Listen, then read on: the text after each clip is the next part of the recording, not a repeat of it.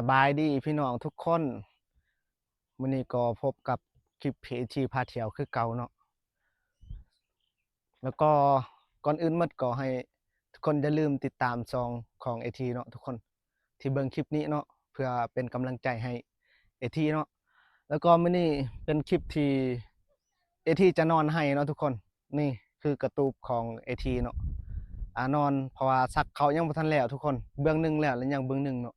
เพราะว่าไอ้ที่ก็ได้เฮ็ดปีนี้ให้ก็หลายเติบทุกคนเพราะว่าปีกายนี่อ่ากินบ่พอเนาะกินข้าวเนาะแล้วก็จะเฮ็ดปีนี้เพื่อจะกินปีหน้าเพื่อจะ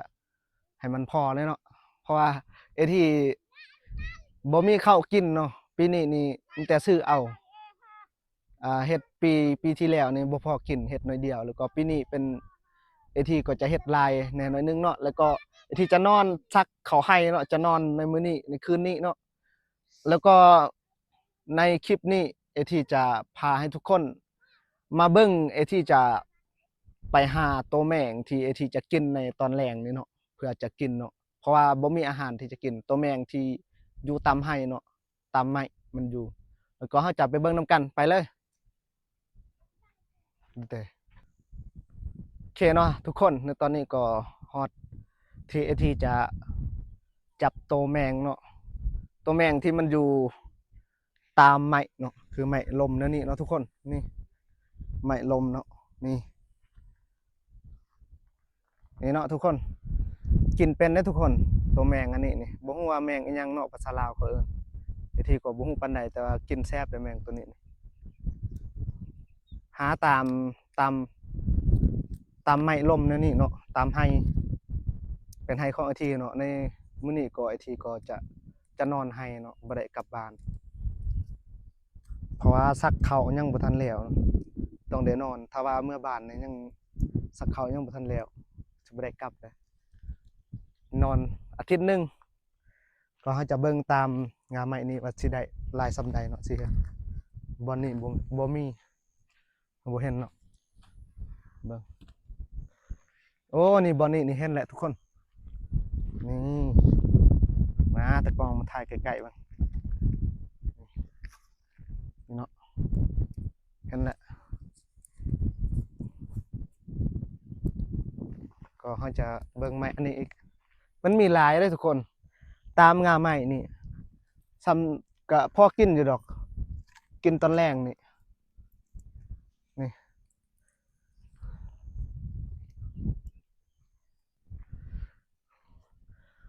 มาเอาอันนี้หม้อของเขาเนาะทุกคนเพื่อจะไว้ตัวแมงเวลาเขาจับได้แล้วก็จะไว้ในอันนี้เนาะนี่คือไอ้ที่ได้แหละ ได้บ่หลายเนาะนี่3ตัวแหละเบิ่งมาลุ้นนำกันว่าสิได้หลายส่ำใดเนาะตามงาไม้แนวนี้แหละมันมักอยู่ตามลุ่มไม้นี่ก็เราจะไว้สิเต็มหรือบ่เต็มเนาะบ่เต็มก็ซ้ำ30หรือ40โตวก็พอกินแหละเรามาลุ้นไม้นี้เนาะว่าสิเห็นบ่นี่เห็นแล้วเด้เห็นแล้วเบิ่งไม้ตัวอื่นนี่เบิ่งไม้อันนี้เบิ่งนี่เด้ต้นน้อยๆนี่มาถ่ายไกลๆเบิ่งนี่เห็นแล้วได้หลายเติมเด้อทุกคนมาเก็บมาจับนี่บ่แม่นมาเก็บ บอกผิดมาจับอันนี้คือครั้งที่2เนาะตอนนั้นข่อยถ่ายคลิปก็ได้จับครั้งทำอิฐเนาะไม้อันนี้มันบ่มีทุกคนเอามาลุ้นน้ำกันเนาะไม้ตัวอื่นอีกมาลุ้นไม้อันนี้อีกเนาะทุกคนว่าจะเห็นอีกบ่โอ้บ่มีโอ้มีเซยมาถ่ายใกล้ๆมามีเซยเนาะทุกคนนี่อันนี้ตัวน้อยๆมันบ่ใหญ่ปานใด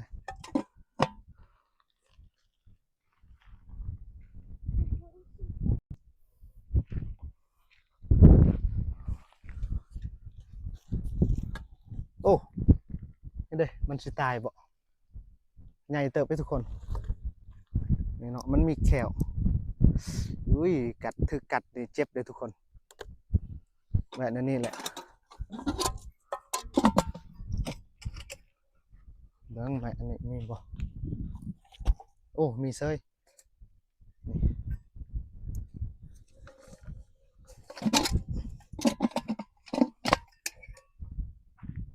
หากินอันนี้แหละทุกคนอยู่ให้อยู่หน้า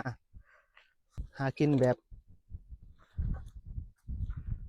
ตามให้นี่แหละเกือบล้มใช่บ่เห็นบ่มีนี่เห็นแล้วตัวน้อยๆนะถ่ายได้จักโตเลย1 2 3 4 5 6 7 8 9 9โตเลยไปเบิ่ง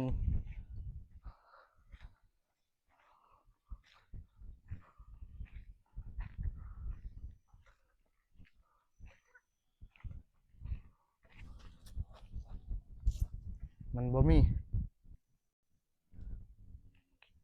แล้วก็มาลุ้นใหม่อันนี้เนาะทุกคนว่าสิเห็นหรือบ่เห็นเนาะนี่เนาะทุกคนเปิดเบิ่งโอ้โหเห็นแหละนี่มันอยู่ใน2ตัวเลยทุกคนนี่ตัวลูกกับตัวแม่บ่จักนี่ใหญ่เติบเลยทุกคนนี่เป็นแล้วนี่โอ้ไปกินแซ่บได้แมงอันนี้แซ่บได้ทุกคนนะถ่ายไกลๆเบิ่งรุ่นน้ำกันโอ้โหนี่ทุกคนนี่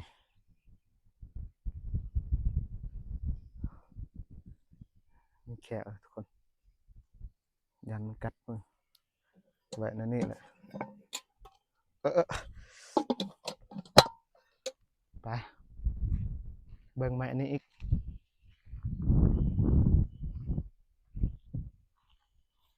เบิ่งว่าสิมีอยู่บ่โอ้มันบ่มีทุกคนไม้อันนี้บ่มีเบิ่งไม้อันนี้ที่ซองอีกสิเห็นบ่ป่ะสีดำป่ะโอ้บ่เคยเห็นสีดำเลยนี่นี่หาเคยเห็นครั้งแรกครับทุกคนนี่อันนี้สีดำแต่มันคือกันบ่เบิ่งแขวกับหูพางตัวมันคล้ายคือกันเลยป่ะคักเลยทุกคนเบิ่งสีดำกับสีอันนี้นี่โอ้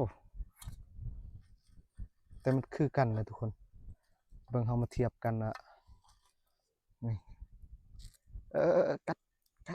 กัดนี่สีดำกับสีแดงถ่ายใกล้ๆคนในเบิ่งสีดำกับสีแดงนะทุกคน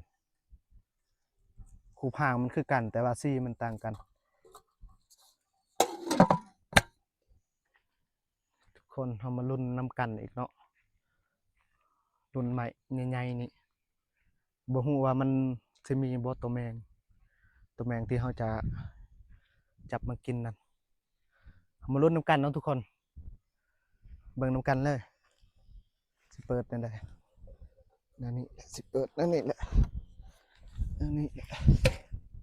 นี่ใส่โอ้นี่เด้อนี่ยังบ่ตายเลยทุกคนโอ้ตัวน้อยๆก็เอาแหละพอได้กินแมลงนี่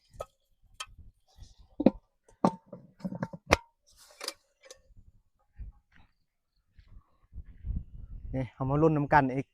ใหม่ทางนี้เนาะว่าสิเห็นจักโตอยู่ในใหม่นี้เนาะเบิ่งใหม่อันนี้มันสิอยู่จักโตมันอยู่ตัวเดียวเลยมันบ่อยู่เพราะมันบ่อยู่ลุ้นน้ำกันโอ้มันบ่อยู่เลยทุกคนอันนี้ก็คือกันเบิ่งใหม่ใหญ่เบิ่งสิเห็นบ่โอ้โหมีอยู่บ่ใหม่ใหญ่มาถ่ายเบิ่งนี่มาเบิ่งรุ่นน้ำกันทุกคนใหม่ใหญ่ว่าสิเห็นหรือบ่เห็นเนาะ โอ้ลุ้นนำกันเนาะนำกันทุกคนสิได้หลายโตบ่มันอยู่ในไม้ใหญ่หรือว่ามันบ่อยู่ กัดป้าโถมันบ่อยู่เลยทุกคนมันบ่อยู่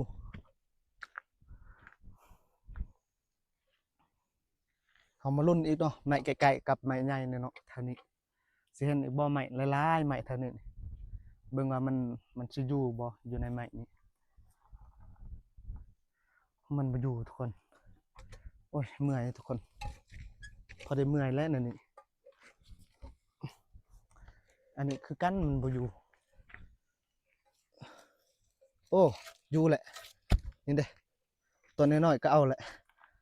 นี่ตัวน้อยๆเบิ่งไม้นี่อีกเบิ่งมันบ่อยู่และก็เฮาจะเบิ่งไม้บ่ถึงอีกนะทางนี้มานี่อันนี้คือไม้ที่ว่าจะเฮ็ดหลักเนาะเฮ็ดหลักหัวที่จะเฮ็ดหัวในไห้นั่นเองเพื่อบ่ให้มันแบบงัวควายอีหยังมาเข้ากินในไห้เนาะเข้าไห้แล้วก็เฮามาเบิ่งตัวแมงมันสิอยู่ว่ามันบ่อยู่โอ้นี่เด้นี่เด้ทุกคนถ่ายใกล้ๆมานี่เห็นบ่โอ้สุดยอดเลยโอ้ชื่นใจเลยสิได้เห็นอันนี้นี่พอได้กินแล้วอันนี้โชคดีแล้ว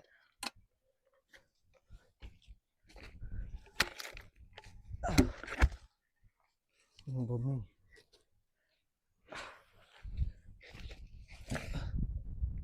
ใส่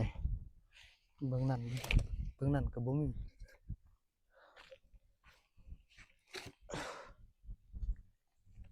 นี่คือกันบ่มีมันอยู่แต่ว่ามันบ่ได้อยู่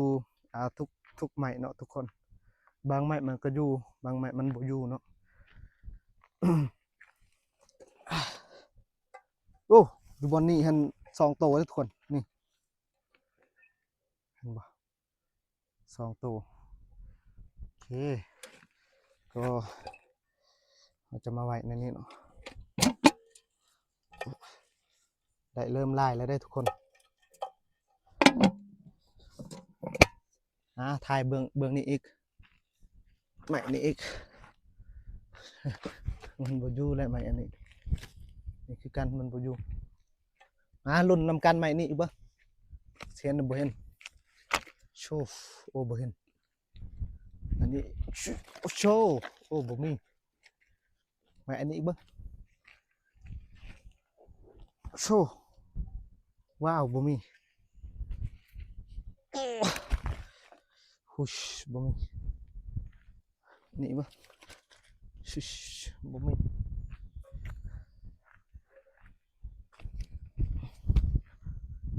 มาบัดนี้แล้วก็มาลุ้นไม้ใหญ่ๆอีกบ่สิเห็นหรือบ่เห็นเนาะทุกคน เปิดเลยโอ้โหหันเด้โอ้ใหญ่เติบเลยทุกคนไม้ใหญ่ก็สมควรมันใหญ่เนาะใหญ่เติบเลยใหญ่เติบเลยทุกคนนี่เนาะนี่เป็นมันมีแขวในนี้ทุกคน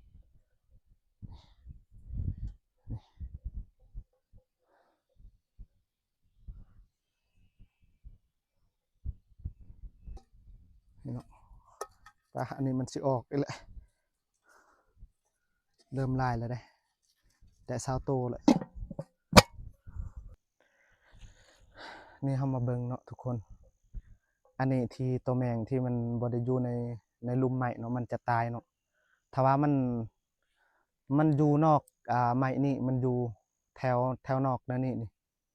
มันเพราะว่ามันแดดเนาะมันอยู่แดดบ่ได้มันตายเนาะทุกคนนี่มันตายแล้วนั่นนี่กินบ่เป็นตัวมันตายเราทำมาลุ้นนำกันไม้ใหญ่ๆเลยเนาะเบิ่งว่าสิเห็นอีกบ่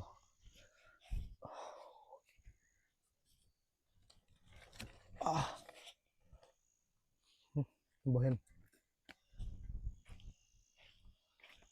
ไปเบิ่งนั่นอีก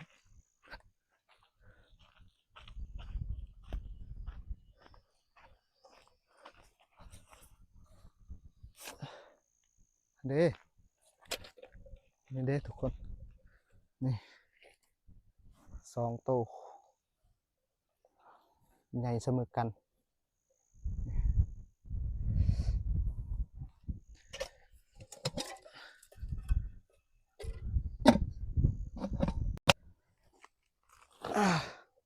โอ้ว้าวกัดปะโอ้บาดเลยทุกคนถือมือคอยมันกัดโอ้ตัวสีดำก็ขึ้นแหละมันอยากหนี่แหละ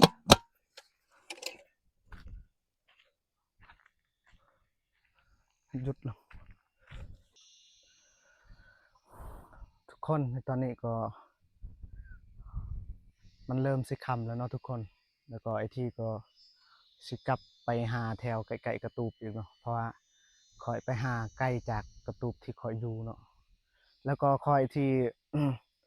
ในตอนนี้ก็บรรยากาศมันฝนบ่ได้ตกมื้อนี้ทุกคนบรรยากาศดีหลายมื้อนี้สดชื่นเนาะลมก็พัดธรรมดาแล้วก็ในตอนนี้ก็เริ่มสิค่ำแหละ6 โมงยังเลยทุกคนเอ้ยเริ่มสิค่ำแหละตะเว้นก็เริ่มลงเลยทุกคนตอนนี้ก็ไอ้ที่ก็จะจับตัวแมงอีกเพราะว่าไอ้ที่ว่าจะกลับแหละแต่ว่าก็ไม่เห็นตามทางเนาะตามที่ตามไม้เนาะนี่ตามไม้นั่นนี่แหละทุกคนกลับพร้อมแล้วก็เห็นตามไม้นั่นนี่ครับเฮาเห็นแล้วก็เฮาจะจับเนาะนี่โอ้โห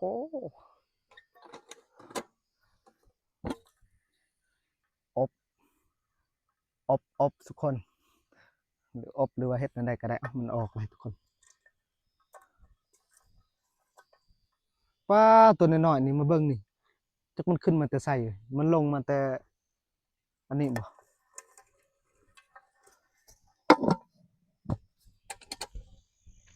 ไป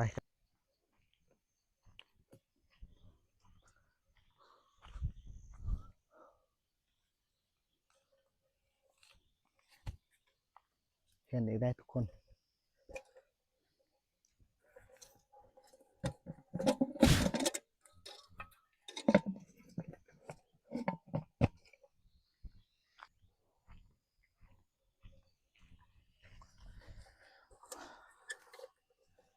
โหฟ้าโถ2 โตทุกคนตาต้องแม่นตาสะอ่อนแท้นี่ตัวนี้ใหญ่กว่าตัวนี้น้อยเอามันกัดมือค่อยฟ้า30 ปลายโตแหละ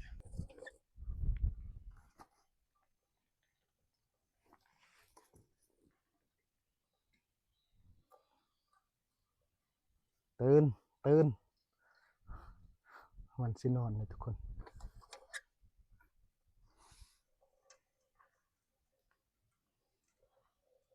แม่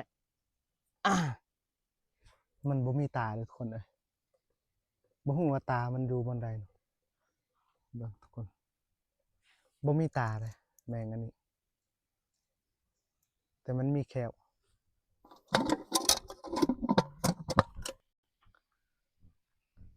ตอนนี้ก็จะกลับแล้วเนาะทุกคนเอ้ยนี่เราจะกลับกระตูบเนาะนี่คือกระตูบของไอทีเองเนาะที่เราจะนอนในคืนนี้เนาะจะนอนในบอนนี้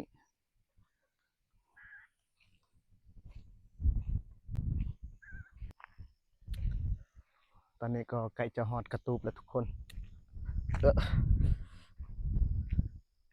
ย่างมาเลยนี่คือแม่ใหญ่เพิ่นเสียหญ้าให้เนาะทุกคนบอนนี้ยังบ่ทันได้ซักเขาเนาะทุกคนแล้วก็เพิ่นจะเสียหญ้าก่อนแล้วก็จะซักเขาน้ำลังเนาะซักเพื่อจะปลูกข้าวนั่นเองทุกคนปลูกข้าวเนาะนี่คือกระตูบเนาะเฮานอน3-4 คนนี่แหละทุกคน ประมาณ4คนนั่นแหละอันนี้คือน้องนุ่งข่อยเองคือน้องข่อยมานอน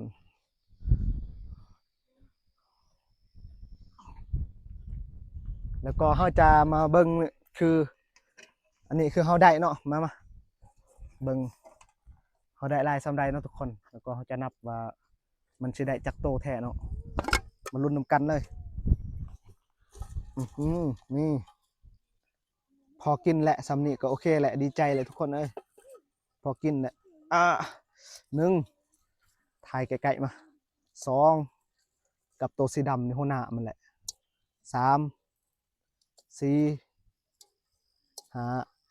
6 7 8 9อันนี้ใหญ่เติบเลยทุกคน10 11 12 13 14 15 16 17 18 19โอ้มันออก20 21ได้2 3 4 25 26 27โอ้ย27ซื่อๆทุกคนบ่ฮอด3027กับพวกเด็กน้อยเห็นอีกบ่ฮู้ว่าเท่าใดตะไมไปตาฮะโอเคได้แหละคลิปก็จบส่ำนี้เนาะฝากติดตามด้วยเด้อทุกคน